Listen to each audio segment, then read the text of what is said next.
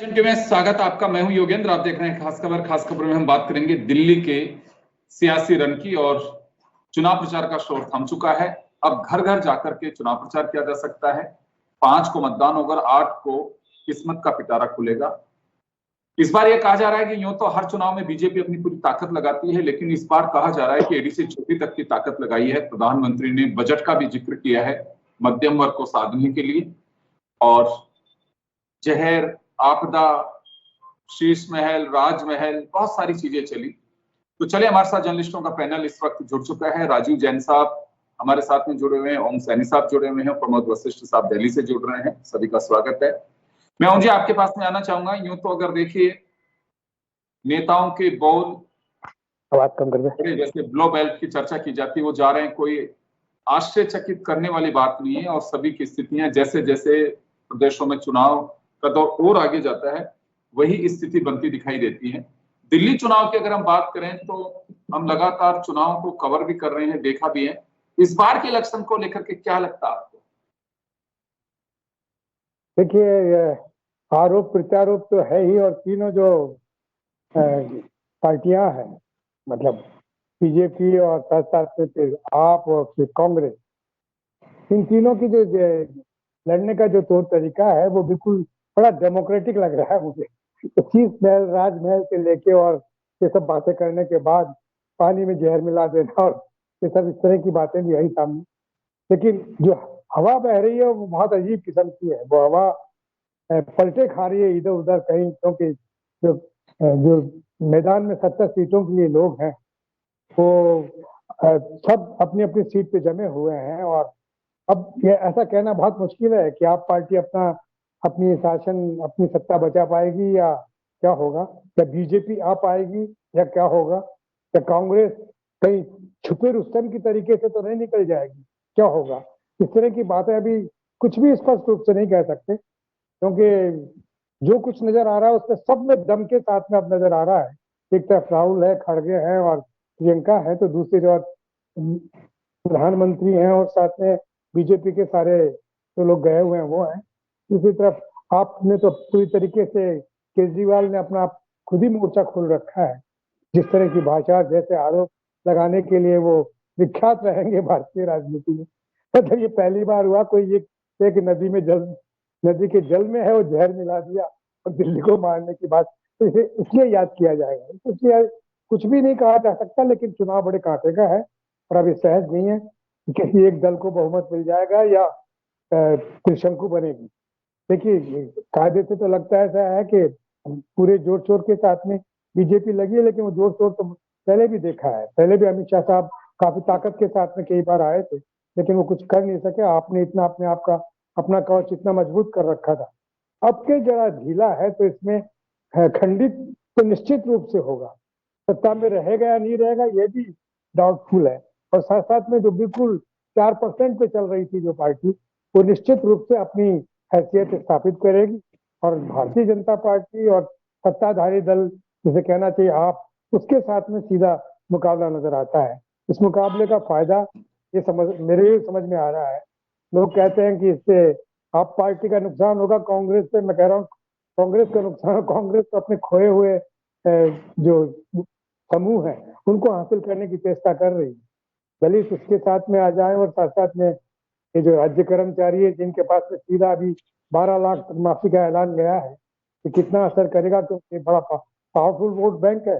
तो जानबूझ करके इसका कैसे लाभ लिया जा सकता है वो सिलसिला है, और जुटे हुए हैं। और प्रधानमंत्री ने भी जिक्र कर दिया है। तो मुझे लगता है कि अभी कुछ कहना बड़ा मुश्किल है, लेकिन टक्कर काटे की है, इसमें कोई शक नहीं। और अब कोई भी नहीं समझ रहा कि कांग्रेस एक नजरअंदाज कर जाने वाली पार्टी है। अब कांग्रेस कुछ भी हो सकता है कि कांग्रेस ऐसी हैसियत में आ जाए कि उसके बगैर सरकार ना बने, हो सकता है कि सरकार बना ले, और साथ साथ में हो सकता है कि जो आप है वो लुप्त हो जाए और भारतीय जनता पार्टी और कांग्रेस की नजर आए। ये सिलसिला भी हो सकता है। हालांकि हर तरह के वाक्य बोल रहे हैं कि अगर हमें हटा दिया, हमें नहीं वोट किया, तो सारी जितनी भी योजनाएं हैं जो तुम्हें मिल रहा है लाभ, तो सब बदल जाएगा। तो ये, लेकिन अब इन बातों का कोई मतलब नहीं है। अभी जो कुछ होना है वो हो गया है, और सबका सबूत लग रहा है कि हाँ पूरी ताकत के साथ में लगे हुए थे, और इसके नतीजे क्या होंगे तो आज से पहले कुछ कहना बड़ा मुश्किल काम। जी जी, चलिए राजीव जी आपके पास में आना चाहूंगा। बड़ा रोचक मुकाबला कहा जा सकता है। ओम जी ने संकेत दिए कि कांग्रेस भी काफी मजबूती के साथ आ रही है, लेकिन लोग ये मान के चलते हैं कि कांग्रेस अगर मजबूती से आएगी तो आम आदमी पार्टी को नुकसान होगा, और कांग्रेस को सबसे बड़ा नुकसान अगर कहीं पे भी पहुंचा है तो आम आदमी पार्टी ने पहुंचा है, यानी कि उसका वोट परसेंटेज जो है, वो वोट है, वो शिफ्ट हो रहा है उधर आम आदमी पार्टी की तरफ। अभी क्या लगता है कि मुद्दों को आधार बनाया गया, प्रचार में किसी भी पार्टी ने कोई कोर कसर नहीं छोड़ी है, ये नहीं कहा जा सकता है कि बहुत हल्के में लिए। केजरीवाल जिस मुद्दे को लेकर के चुनाव प्रचार में पार्टी को फोन किया था 11 साल पहले, वही उनके लिए अभी हुई है कि उनपे भी करप्शन के चार्जेज है, क्योंकि करप्शन फ्री की बात उन्होंने कही थी, अब करप्शन के चार्जेज उनकी पार्टी पे भी लगे हैं। तो इसका कुछ असर पड़ेगा इस चुनाव पे? देखिए योगेंद्र जी, चुनाव में मुद्दों का असर पड़ता ही है।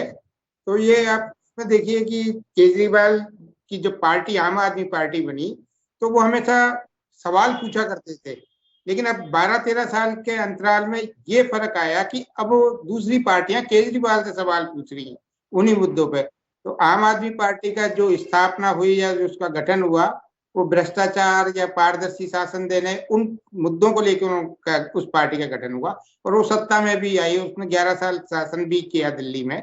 लेकिन अब स्थितियां थोड़ी बदली हैं कि 11 साल का शासन होता है, एंटी इनकम्बेंसी होती है, तो अब सवाल उनसे पूछे जा रहे हैं जिसका वो जवाब नहीं दे रहे, जो कि एक जो एनजीओ टाइप के, जो मैं पूर्व में भी कह चुका कि उस तरीके के जो लोग होते हैं, तो वो सवालों से, दूसरों से सवाल तो पूछते हैं लेकिन खुद सवाल का जवाब देने में कहीं ना कहीं बचते हैं। तो उसी तरीके की चीजें हो रही हैं। तो मुकाबला जो दिल्ली का है वो सीधा आम आदमी पार्टी और भाजपा के बीच नजर आ रहा है। भाजपा की कोशिश तो ये है कि आम आदमी पार्टी का कुछ वोट कांग्रेस में शिफ्ट हो, जिससे उसको मजबूती मिले। कांग्रेस में शिफ्ट हो तो खासकर जो मुस्लिम बहुल सीटें हैं, दिल्ली में 12 सीटें मुस्लिम बहुल है, तो वहां का जो मतदाता है उन सीटों का, वो स्ट्रेटेजिकली वोट डालता है। वो उसका सामना ये है कि वो ठीक है, वो कांग्रेस के पक्ष में हो सकता है, लेकिन वो वहां दिल्ली चुनाव में ये देखेगा कि भाजपा को हराने की स्थिति में कौन है। तो आम आदमी पार्टी पूरी दिल्ली में उसको नजर आएगी, तो वो आम आदमी पार्टी के पक्ष में जाएगा। हो सकता है 1-2 सीटों पे कहीं कोई उम्मीदवार के लिहाज से कांग्रेस मजबूती दिखा जाए, तो वो एक अलग स्थिति है। तो दिल्ली के वोटरों में अब ये तीनों पार्टियां, ये एक तो महिला वोटर पे बहुत ज्यादा डिपेंड हो गई कि आम आदमी पार्टी ने तो 2100 रुपए किया, कांग्रेस भाजपा के लिए हम 2500 रुपए महीने देंगे। तो दिल्ली में 70 लाख के करीब जो महिला वोटर है उनको लुभाने की कोशिश है। लेकिन अब ये महिला वोटर किससे लुभाएंगे? जिस पर ट्रस्ट ज्यादा होगा, जिस पार्टी पर ट्रस्ट होगा कि हाँ ये दे सकती है, चाहे आम आदमी पार्टी हो, चाहे भाजपा हो या कांग्रेस हो। तो जो विश्वसनीयता किस पार्टी की बनेगी, ये नतीजे ही बताएंगे कि महिला वोटर किधर की तरफ गया। अब दूसरी तरफ देखिए, मिडिल क्लास वोटर जो भी हाँ दिल्ली में सबसे ज्यादा माना जाता है, उसकी संख्या 40 से 50 लाख के करीब का एक मोटा मोटा आकलन ये आता है कि ये मिडिल क्लास है। उसमें लोअर मिडिल क्लास से लेके अपर मिडिल क्लास की 3 श्रेणियां हम बना लेते हैं कि लोअर मिडिल क्लास, फिर अपर मिडिल क्लास। तो अपर मिडिल क्लास तो कहीं ना कहीं भाजपा के पक्ष में वहां दिल्ली में रहता है, लेकिन जो लोअर मिडिल क्लास है, जिसको इस हाल के बजट के जो इनकम टैक्स रिजीम से फायदा पहुंचेगा, वो अभी तक आम आदमी पार्टी का मतदाता था, उसमें कितनी सेंध लग पाती है। तो आम आदमी पार्टी भी कह रही कि हम तो 25,000 रुपए महीने का उसको फायदा दे रहे हैं, बिजली बिल में, फ्री बस सेवा में या और अन्य चीजों में। तो दोनों दल उसमें जूझ रहे हैं कि ये वोट, आम आदमी पार्टी तो चाहती है कि इसका ये वोट खिसके नहीं, और भाजपा ने एक पासा फेंका है इनकम टैक्स रिजीम का। तो उसमें कितना सेंध भाजपा लगा पाती है, ये अब देखने वाली बात है। और तीसरा जो प्रमुख वोटर के रूप में वह पूर्वांचली सामने आया है, तो उसका रुझान किस तरफ रहता है?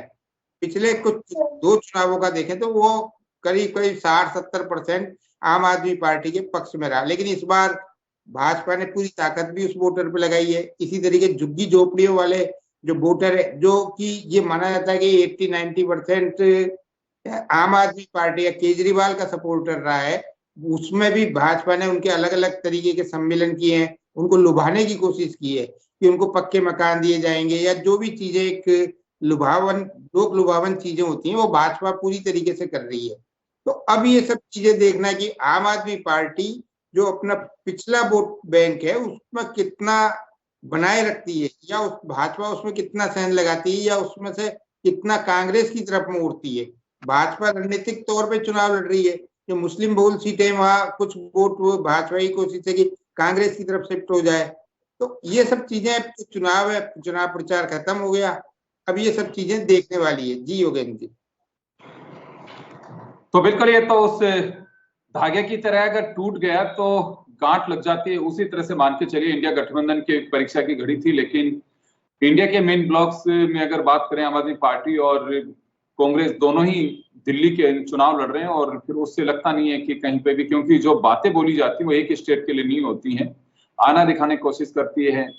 और आम आदमी पार्टी के लिए तो सबसे बड़ी बात ही दिल्ली है। अगर दिल्ली पे अगर असर पड़ा तो आम आदमी पार्टी के लिए थोड़ा मुश्किल होगा। मैं प्रमोद जी के पास में जाना चाहूंगा जो दिल्ली में है। प्रमोद जी, क्या लग रहा है दिल्ली में चुनाव प्रचार परवान पे रहा, पब्लिक में चर्चा कैसी है? देखो योगेंद्र जी, आम आदमी दिल्ली के चुनाव में एक बात स्पष्ट है कि कांग्रेस तय करेगी किसकी सरकार बनेगी। अगर कांग्रेस का ग्राफ ऊपर गया तो फिर भारतीय जनता पार्टी सरकार निश्चित रूप से बनाएगी, और कांग्रेस का वोट बैंक अगर घट गया तो फिर आम आदमी पार्टी की सरकार बनना तय है। कांग्रेस तो वहां कहीं नहीं है। वोट प्रतिशत अगर बढ़ाने की बात है, 13 सीटों पर तो कांग्रेस अच्छे मुकाबले में नजर आ रही है। लगभग 13 से 14 सीटों पर ऐसी चर्चा माना जा रहा है कि 13-14 सीटों पर। तो ये एक बड़ा फैक्टर है कि कांग्रेस कितने वोट लेती है। जैसे मेहरुल क्षेत्र, करोलबाग क्षेत्र, ऐसे कुछ इलाके हैं जहां कांग्रेस का लग रहा है कि यहाँ वोट प्रतिशत बढ़ जाएगा। अगर और लेकिन कांग्रेस नहीं, वहां जो प्रत्याशी हैं वो अपने आप खुद के प्रभाव के आधार पर बहुत ज्यादा वोट लेने की क्षमता में प्रयास कर रहे हैं। तो ऐसी भी स्थिति वहां पैदा की है कि जहां भारतीय जनता पार्टी डाउन है तो हो सकता है कि वो कांग्रेस की तरफ वोट शिफ्टिंग की पैदा करें। नंबर 1। नंबर 2 बात ये हो रही है कि आज भी झुग्गी झोंपड़ी और गरीब तबके का खेल जो 60 से 70% है वो केजरीवाल की तरफ ही नजर आ रहा है। इसमें कोई दो राय नहीं है। गरीब तबके का अगर मध्यम वर्ग और उच्च वर्ग पहले की तरह वोट देने नहीं निकला तो फिर ये बहुत नुकसान का सौदा भारतीय जनता पार्टी को होगा, क्योंकि मध्यम वर्ग और उच्च वर्ग का वोट प्रतिशत कम होता है दिल्ली में। पिछली बार जो इस बात का उसमें भी सामने आई थी, सर्वे में सभी चीजों में सामने आया। अगर मध्यम वर्ग उच्च वर्ग अच्छा वोट दे गया तो इसमें ज्यादा वोट भारतीय जनता पार्टी का है, तो भी फिर आम आदमी पार्टी बड़ा नुकसान झेलेगी। इसमें भी कोई दो राय नहीं कि इस बार केजरीवाल की छवि वो वाली नहीं थी जो पहले चुनाव में जैसे रही।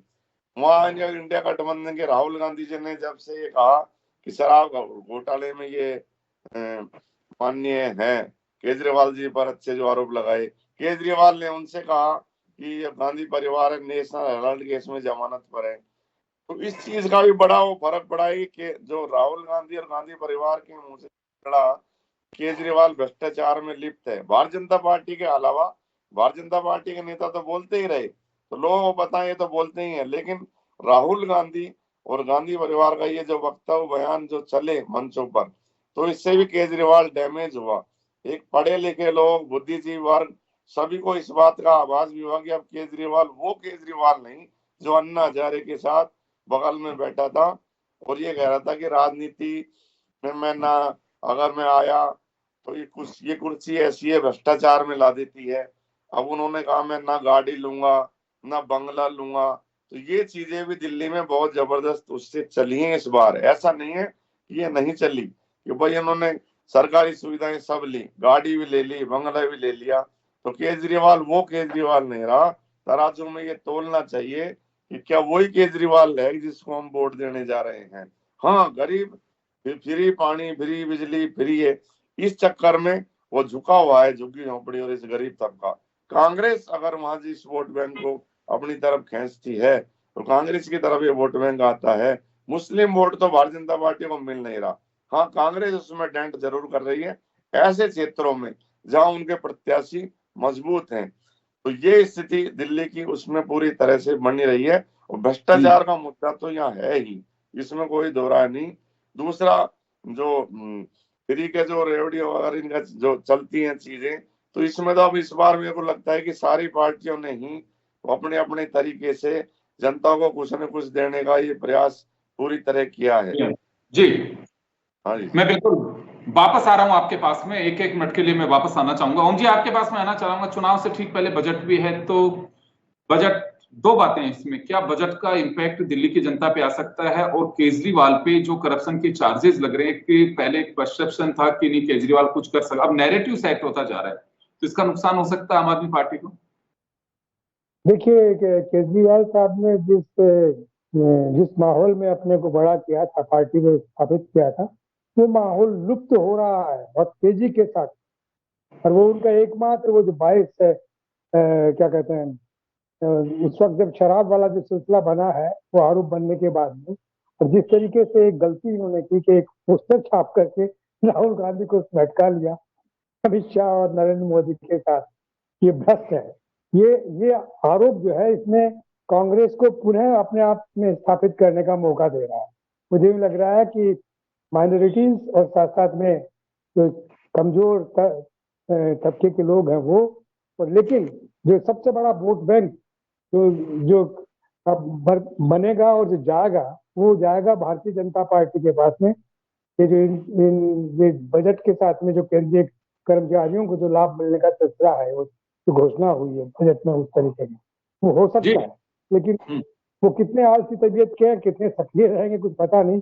लेकिन सबसे ज्यादा फायदा इसमें कांग्रेस को होने की संभावना है, जितनी विनम्रता के साथ में और जितना सामान्य रूप से इन्होंने लोगों के साथ में संपर्क किया है। इसमें कोई नहीं भूला है शाहीन बाग को, कोई भी माइनॉरिटी ओबीसी में वो आकर के ओबीसी बोल रहे थे बहुत 2 सीटों का सिलसिला लेकर के, लेकिन मुसलमान उनकी तरफ नहीं जा रहा है निश्चित रूप से, वो कांग्रेस को हासिल हो रहा है।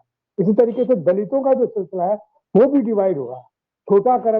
छोटा जो व्यापारी है, छोटा दुकान वाला है, वो और मेहनत का सिलसिला है, जो झुग्गियों में रह रहे हैं उनको भी महसूस हो रहा है। क्योंकि जो पैसे का सिलसिला जो सबसे ज्यादा जो महीने में सिलेंडर और पैसा मिलने का सिलसिला, वो तो तीनों पार्टियां दे रही हैं।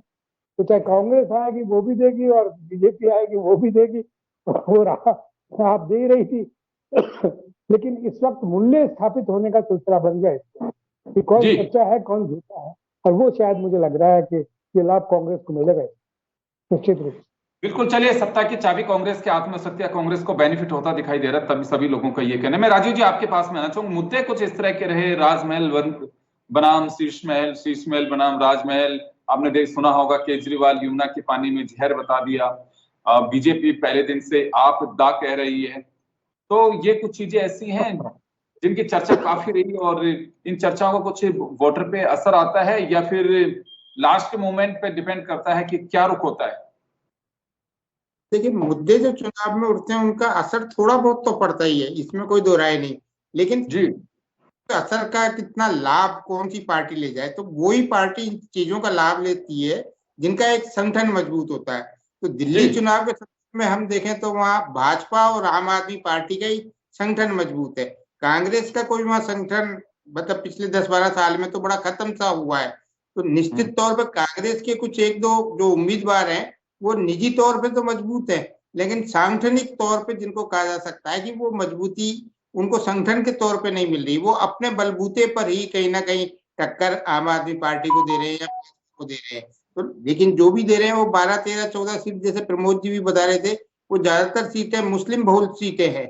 वहां भाजपा का इतना जनाधार नहीं है, लेकिन वहां कांग्रेस और आम आदमी पार्टी के बीच का मुकाबला है। तो वहां भाजपा के उम्मीदवार भी ऐसा नहीं है, लेकिन अब वो कितना कांग्रेस उसमें सेंध लगा पाती है या उसमें जो वोट लेती है उसको सीट में परिवर्तित कर पाती है। ये निश्चित है कि कांग्रेस का वोट परसेंटेज तो बढ़ेगा दिल्ली में, लेकिन वो सीटों में कितना कन्वर्ट होता है तो ये तो नतीजे ही बता पाएंगे योगेंद्र जी। जी प्रमोद जी आपके पास में आना चाहूंगा, आम आदमी पार्टी की इस वजह से आश्वस्त है कि बंगाल में बीजेपी ने ममता बनर्जी को खूब घेरने की कोशिश की है। पिछली बार के एग्जिट पोल दिल्ली में सरकार बना रहे थे भाजपा की, तो क्या हमें भरोसा है कि हमने काम किया है और हमें फंसाया गया है, जनता सब जानती है। नहीं योगेंद्र जी, बिल्कुल यह बंगाल और दिल्ली का चुनाव बिल्कुल अलग है। वहाँ ममता बनर्जी का अपना प्रभाव है, वहाँ के अलग फैक्टर हैं, लेकिन दिल्ली में यहाँ चुनाव है जो अलग तरीका है। यहाँ फंसाया गया ये सारी चीजें, ये अलग चीज है। यहाँ तो अब सीधा साफ हो चुका है क्लियर कि केजरीवाल भी ईमानदार नेता नहीं है। लोगों के साफ साफ लोग से चौपालों पर ये सुना जा सकता है कि केजरीवाल भी अपनी उसी लाइन पे चल पड़ा है जिस पे और नेता चलते जा रहे हैं। बस सिर्फ इतना है कि वो जो फ्री की चीजें, ये बिजली पानी ये चीजें कर रहे हैं, तो इसका गरीब तबके का प्रभाव जरूर है। मैंने आपको पहले ही बताया, अगर कांग्रेस का वोट प्रतिशत बढ़ गया तो भारतीय जनता पार्टी यहाँ दिल्ली में सरकार बनाएगी। कांग्रेस का तो कोई प्रश्न ही नहीं कि वो सरकार दिल्ली में बना पाए। ये तो बस वोट प्रतिशत बढ़ रहा है, बढ़ेगा, क्योंकि इनका प्रचार उठा ही नहीं, चुनाव प्रचार ही इसको नहीं कर पाए पूरी तरह से, ना ही कोई ऐसा लीडर प्रभारी हो पाया। और भारतीय जनता पार्टी ने जो लीडर यहाँ परोसे प्रचार में, जैसे अलवर के सांसद भूपेंद्र यादव बहुत ही जबरदस्त तरीके से दिल्ली के प्रचार में निकल कर आए हैं वो, और जैसे हरियाणा के मुख्यमंत्री नायाब सैनी, इनका जो प्रचार रहा इस तरह से किया, जैसे केजरीवाल ने कहा यमुना में जहर मिला दिया, तो ये तुरंत अगले दिन ही यमुना में पानी पीने पहुंच गए। तो इस चीज का लोगों में पड़ा कि ये झूठ बोल रहा है पूरी तरह से। हालांकि राजस्थान का और कोई लीडर यहाँ नहीं चल पाया, इसमें कोई दो राय नहीं, लेकिन जो भी लीडर जो बड़े थे, तो मोदी टीम के जो सबसे प्रभावी लीडरों में शामिल भूपेंद्र यादव, उन्होंने बड़ा जबरदस्त यहाँ कैंपेन किया। राजस्थान के मुख्यमंत्री ने कई सभाएं की हैं, उत्तर प्रदेश के मुख्यमंत्री ने, उत्तराखंड के मुख्यमंत्री ने।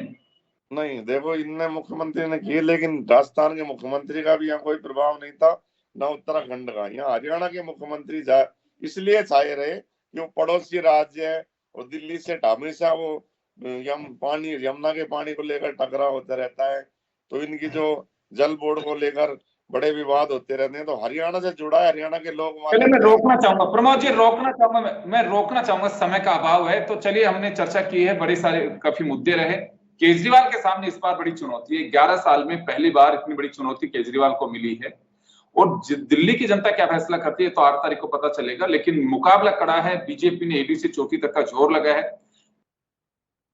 सभी का ये मानना है कि अगर कांग्रेस मजबूती के साथ में आती है और वोट गेन करती है तो नुकसान आम आदमी पार्टी को होगा, नुकसान होगा तो बीजेपी को इसका बेनिफिट हो सकता है। खैर, लेकिन तमाम जो चीजें हैं ये अभी फिलहाल ग्राउंड रिपोर्ट और जो चीजें हैं उनके आधार पर कही जा रही है। अभी वोट डलेगा और उसके बाद में जब 8 को काउंटिंग होगी तो सही पता तभी चल पाएगा कि वाकई दिल्ली की जनता ने क्या तय किया। आप सभी का बहुत बहुत शुक्रिया। बड़ी खबर, खास खबर में इतना ही। दीजिए इजाजत, नमस्कार।